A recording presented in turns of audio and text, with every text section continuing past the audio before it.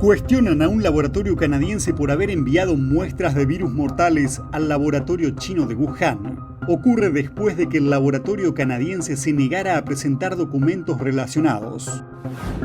Más de 100 legisladores de todo el mundo piden que Taiwán sea invitado a un foro de la Organización Mundial de la Salud.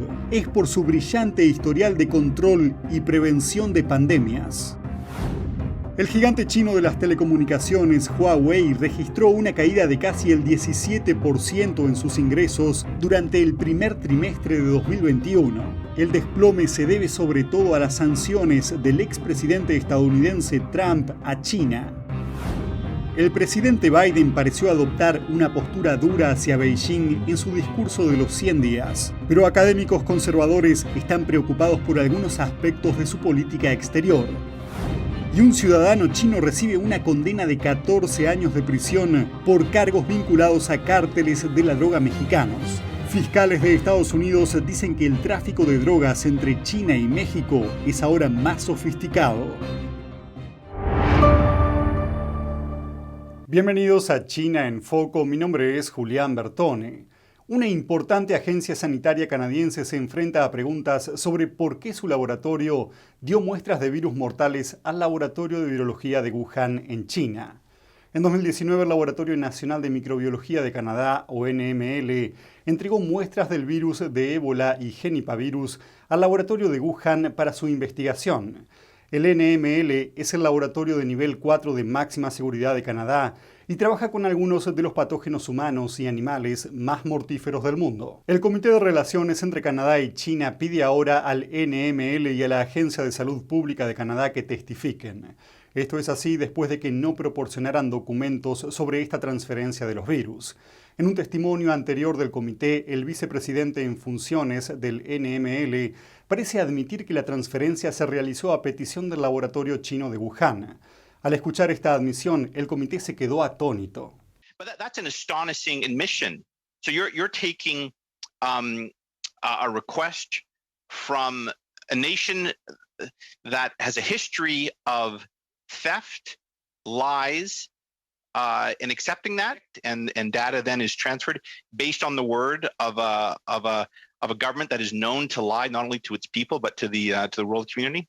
El presidente de la Agencia de Salud Pública de Canadá y el vicepresidente de NML tienen que comparecer ante el Comité de Relaciones entre Canadá y China el 10 de mayo. Allí declararán por qué no facilitaron los documentos pertinentes.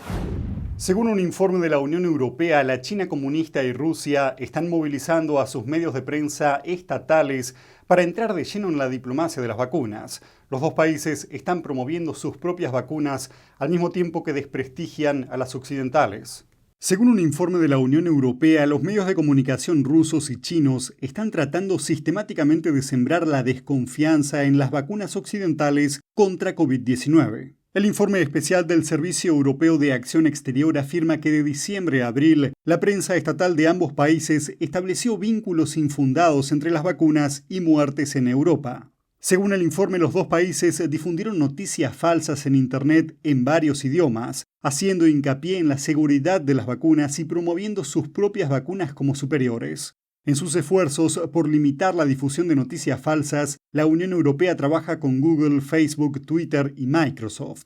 Este último informe sobre desinformación afirma que desde principios de este año se intensificó la desinformación patrocinada por el Estado y que la diplomacia de las vacunas sustituyó por completo a la diplomacia de las mascarillas. Se añade también que Rusia y China combinan la diplomacia de las vacunas con esfuerzos de desinformación y manipulación para socavar la confianza en las vacunas fabricadas en Occidente, en las instituciones europeas y en las estrategias de vacunación occidentales. El informe constata que Rusia utiliza un enfoque integral para promover su vacuna Sputnik V, con la intervención casi diaria de autoridades, empresas y medios de comunicación estatales. El informe cita 100 ejemplos rusos de este año. Señala también que China sigue promoviendo sus vacunas como un bien público mundial, destacando su accesibilidad y suministro estable como lo más conveniente para los países en desarrollo. Al mismo tiempo, la prensa estatal china muestra un encuadre negativo sobre la respuesta occidental a la pandemia y narrativas engañosas para sembrar dudas sobre la seguridad de las vacunas occidentales y el origen del virus. La prensa y los funcionarios chinos también promovieron ampliamente el suministro y la producción planificada de vacunas chinas en Serbia, lo que refleja el importante papel de este país en la promoción de la diplomacia china en materia de vacunas. Más de 100 legisladores de todo el mundo están instando a la Organización Mundial de la Salud a extender una importante invitación. Quieren que Taiwán sea incluido en un próximo foro de la organización y dicen que el mundo sufrirá si la isla queda fuera. Taiwán está manteniendo la pandemia del virus del PSC bajo control. Hasta el miércoles, solo 12 personas murieron por el virus en toda la isla, a pesar de su proximidad a China. El martes, legisladores de Estados Unidos, Canadá, Australia, Nueva Zelanda y varios países europeos publicaron una declaración en video. En él, pedían a la Organización Mundial de la Salud que invitara a Taiwán a la próxima Asamblea Mundial de la Salud, que es el órgano de decisión de la OMS. En otra declaración, el senador estadounidense Rick Scott, de Florida, también pidió a la agencia de la ONU que dejara de actuar como una marioneta de la China comunista. Estos legisladores son miembros de un grupo internacional llamado Alianza Interparlamentaria sobre China. Esta alianza intenta coordinar las naciones democráticas para hacer frente a los desafíos que plantea el régimen chino. El PSC bloquea la participación de Taiwán en la Asamblea Mundial de la Salud desde el año 2017. China se opone a que Taiwán participe en cualquier organismo internacional. Se debe a que el régimen comunista reclama la isla democrática como parte de su territorio a pesar de que Taiwán tiene su propia constitución y ejército. El Ministerio de Asuntos Exteriores de Taiwán agradeció a los legisladores su apoyo a la participación de la isla en la asamblea. La próxima Asamblea Mundial de la Salud se celebrará a finales de mayo. Una familia china se ve obligada a dormir en un descampado después de que las autoridades convirtieran su única casa en ruinas. Pero, ¿cómo van a sobrevivir? En la ciudad china de Chengdu, en el suroeste del país, una familia sigue viviendo en un descampado sin agua ni electricidad. Llevan 4 meses viviendo en esta situación después de que el régimen destruyera su casa y sus tierras de cultivo en el frío invierno. Destruyeron más de 30.000 metros cuadrados de la casa y tierras de cultivo, así que mi padre y yo perdimos nuestra fuente de ingresos. Es tan malvado, tan cruel. Song Ying-chie se graduó en la universidad el año pasado. Vivía con su padre en la casa que fue derribada por los funcionarios locales. La destruyeron bajo la consigna de demoler propiedades ilegales y peligrosas y sin ningún permiso. Me presionaron con violencia, me llevaron a una finca y me dejaron allí. Más de 40 de ellos acosaban a un recién licenciado. Hacía mucho frío en invierno cuando ocurrió. Mi padre estaba trabajando fuera de casa. Song y su padre se quedaron abandonados sin ninguna compensación. No tienen más remedio que vivir en un refugio temporal que construyeron en el mismo lugar donde estaba su casa. Estamos muy enojados. Ya hace casi 4 meses que ocurrió el incidente. Nos dirigimos a los funcionarios locales muchas veces para resolverlo, pero trasladaron la responsabilidad a otros y no les importó. Song dijo que los funcionarios destinaron los terrenos a proyectos más rentables para obtener más beneficios. En los últimos meses se abrieron varios negocios nuevos tras la destrucción de otras casas en la misma comunidad. El sitio web oficial del gobierno local dice que 2 panaderías, un supermercado y una farmacia empezaron a funcionar desde el pasado diciembre. Fue entonces cuando la familia Song perdió su casa. Los funcionarios locales dijeron a Song que presentara una demanda, pero Song duda que los tribunales hagan rendir cuentas a los funcionarios, ya que muchos residentes se encuentran en una situación similar y varios exigieron justicia, pero todos sus intentos fracasaron. El gigante chino de las telecomunicaciones, Huawei, sufrió una gran caída en sus ingresos del primer trimestre de este año. Se cree que las sanciones estadounidenses son la causa principal. Luchando por la supervivencia, Huawei está fijando sus ojos en la fabricación de automóviles eléctricos. Huawei dijo el miércoles que sus ingresos en el primer trimestre de 2021 cayeron un 16,9%. El presidente de la compañía dice que 2021 será un año difícil para Huawei. El expresidente de Estados Unidos, Donald Trump, puso a Huawei en una lista negra comercial el año pasado, bloqueando su acceso a la tecnología estadounidense. Y el otrora lucrativo negocio de teléfonos inteligentes de Huawei se vio afectado. Posteriormente, la compañía vendió su unidad de teléfonos móviles más económicos. En 2020, los beneficios de Huawei fueron impulsados en gran medida por su mercado interno, China. Los negocios en otros lugares disminuyeron con ingresos reducidos en los principales mercados. La empresa está invirtiendo ahora en otros negocios además de los teléfonos móviles como los servicios en la nube, la minería y los automóviles. El presidente de la compañía admite que Huawei no puede producir suficientes teléfonos tras las sanciones de Estados Unidos. Señaló, lo único que puede compensar esta escasez de productos son los automóviles eléctricos.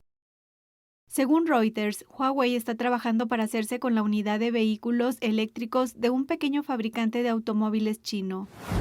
Veamos ahora los últimos comentarios del presidente Biden sobre la relación entre Estados Unidos y China. Estos se produjeron el miércoles por la noche dentro de su discurso de los 100 días y es la primera vez que el nuevo presidente se dirige a una sesión conjunta del Congreso. En sus comentarios, Biden se refirió a sus conversaciones con el líder del Partido Comunista Chino, Xi Jinping. Dijo que los autócratas o gobernantes con un poder incuestionable ven la democracia como algo menos competitivo en el siglo XXI y dicen que es porque se tarda demasiado en alcanzar un consenso. Sin embargo, Biden defendió a la democracia diciendo, pero están equivocados, ustedes lo saben, yo lo sé, pero tenemos que demostrar que se equivocan. Y añadió, los autócratas no ganarán el futuro. Biden también criticó las prácticas comerciales desleales de China. Explicó que Estados Unidos se enfrentará a cuestiones como el robo de propiedad intelectual y señaló el historial del régimen de conceder subvenciones injustas a sus empresas estatales. También expresó su confianza en la reactivación del mercado laboral estadounidense y al referirse al mercado de los vehículos eléctricos dijo lo siguiente. There's no reason why American workers can't lead the world in the production of electric vehicles and batteries. I mean, there is no reason. We have the capacity. We're the brightest, best trained people in the world. Además, Biden reiteró la postura de Estados Unidos en la región del Indo-Pacífico. Señaló que Estados Unidos mantendrá una fuerte presencia militar para prevenir un conflicto en lugar de iniciarlo. Biden afirmó que dijo a Xi Jinping que Estados Unidos no retrocederá en sus compromisos con los derechos humanos y las libertades fundamentales. Indicó que también recordó al líder chino que cuando se violan abiertamente los derechos humanos básicos, permanecer en silencio no es una opción para un presidente de Estados Unidos. Mientras el presidente Biden celebra sus 100 primeros días en el cargo, algunos académicos muestran preocupación por ciertos aspectos de su política exterior y piden al presidente que pase de las palabras a las acciones. Durante sus primeros 100 días en el cargo, el presidente Biden actuó con rapidez en el ámbito de la política exterior. Hizo que Estados Unidos se reincorporara al Consejo de Derechos Humanos de la ONU, a la Organización Mundial de la Salud y a otros organismos de la ONU de los que el expresidente Trump se retiró. The problem for me is that he joined them without getting anything. He went back into all of these organizations with no mind, neither in writing nor in statements, to the problems that they clearly manifest. El gobierno de Biden está considerando volver a unirse al acuerdo nuclear de 2015 con Irán, el llamado Plan de Acción Integral Conjunto. Pero a Daniel Pletka le preocupa que Biden parece no preocuparse por conseguir nada de la parte iraní. En cambio, cree que el equipo de Biden aprueba el reciente acuerdo de inversión de $400 mil millones entre China e Irán. I think the administration is trying to leverage others to ease Iran's financial pain in order to take the pressure off of us for lifting sanctions. Derek Scissor, experto en China, afirma que la administración Biden habla más de lo que actúa en sus relaciones con Beijing y puso como ejemplo los Juegos Olímpicos de Invierno 2022. We're not going to send U.S. political officials to the Olympics. Really? This is a genocidal government, but it's okay for athletes to go and support them and give them a huge public relations win? You know, if you're going to use the word genocide, you need to act behind it. También le preocupan los enormes déficits comerciales de Estados Unidos con China y las inversiones estadounidenses en acciones y bonos chinos, todo lo cual alcanzó la cifra de $1,1 billones. And if they don't take this on, they're not serious about China. Según Scissor, hay que estar atento a lo que hará la administración Biden respecto a la orden ejecutiva de Trump que bloquea las inversiones en empresas chinas vinculadas al ejército. La aplicación de esta orden ejecutiva se retrasó hasta el 27 de mayo. El presidente Biden nombró a una estadounidense de origen taiwanés como subsecretaria de Defensa para Investigación e Ingeniería. Heidi Xiu nació en Taipei en los años 50 y emigró a Estados Unidos a los 10 años. Durante 4 años fue la máxima responsable de adquisiciones del ejército estadounidense. Antes de eso trabajó para el principal contratista militar de Estados Unidos, Raytheon, que es uno de los mayores fabricantes de tecnología de defensa del mundo. Xiu participó en los programas espaciales y de guerra electrónica de la empresa. El abuelo de Xiu fue comandante en jefe de las Fuerzas Aéreas de Taiwán. Tanto su padre como su abuelo nacieron en China, pero ambos emigraron a la isla. Abandonaron China después de que la guerra civil del país terminara en la década de 1900. Fue entonces cuando el Partido Comunista Chino tomó el poder. El nombramiento de Biden se produce en medio de las crecientes tensiones entre Estados Unidos y China en relación a Taiwán. Un ciudadano chino fue sentenciado a 14 años de prisión por blanquear dinero de la droga para los cárteles mexicanos. Este caso no es un incidente aislado, sino que es un fenómeno que va en aumento. NTD habló con un experto sobre la elaborada asociación entre China y los cárteles de la droga. El ciudadano chino Xian Binggang fue condenado este martes a 14 años de prisión. Su delito, blanquear ganancias de la venta de drogas ilegales en nombre de narcotraficantes mexicanos. Fue condenado por un tribunal federal de Chicago.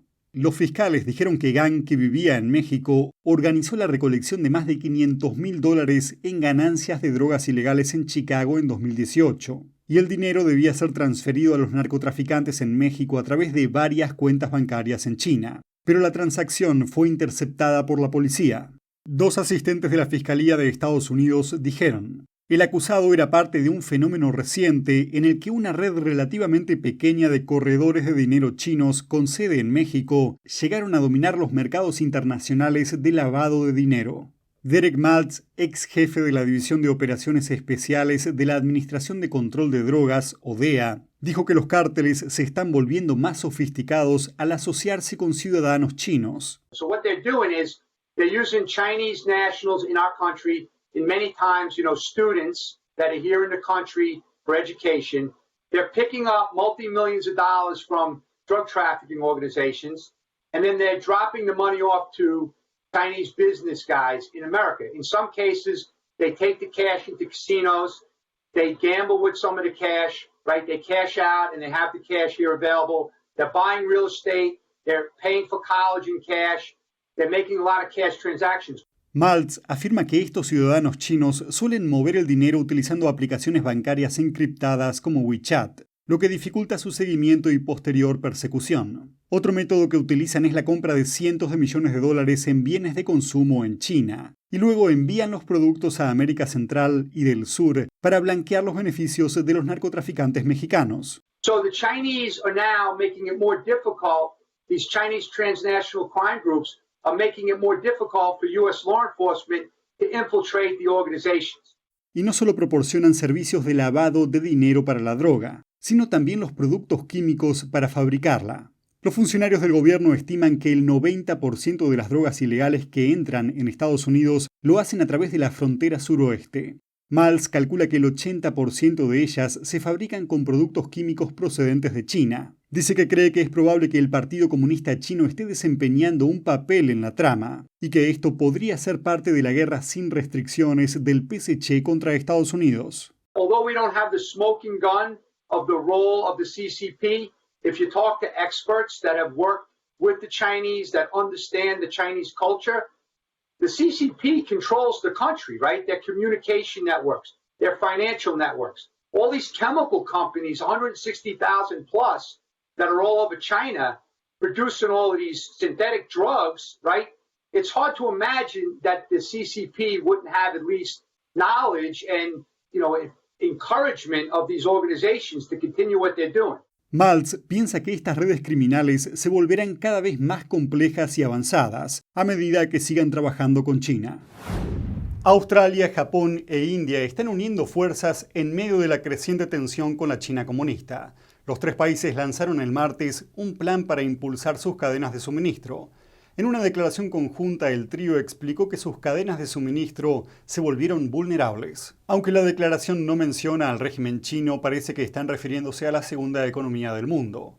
Varios países dependieron o dependen del régimen chino para obtener suministros médicos críticos durante la pandemia. El New York Times informó que China era la responsable de la producción de la mitad de las mascarillas del mundo antes de la aparición del virus en Wuhan.